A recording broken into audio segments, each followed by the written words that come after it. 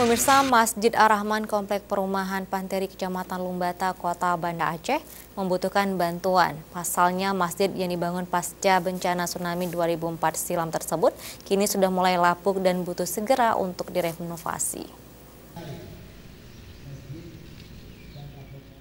Pembangunan Masjid Ar-Rahman Komplek Panteri sudah dimulai sejak beberapa bulan lalu. Pembangunan dimulai dengan merenovasi pagar yang telah selesai dibangun dan langsung dipersetuju oleh tokoh adat setempat. Mengingat masjid telah berusia 13 tahun, maka Masjid Komplek Panteri ini membutuhkan renovasi.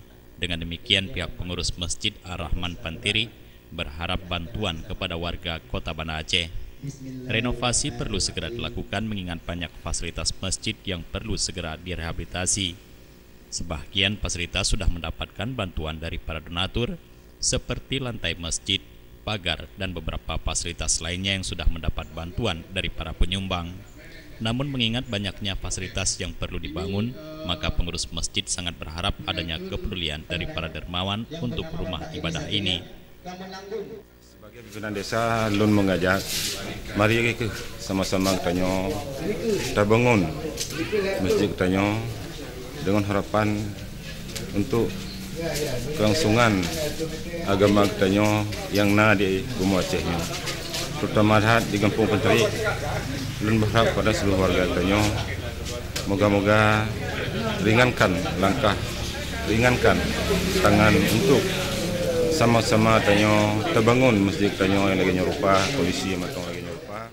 Adapun pembangunan pagar masjid yang dipersetuju ini merupakan sumbangan dari salah seorang pengusaha, Lukman Dendeng Aceh.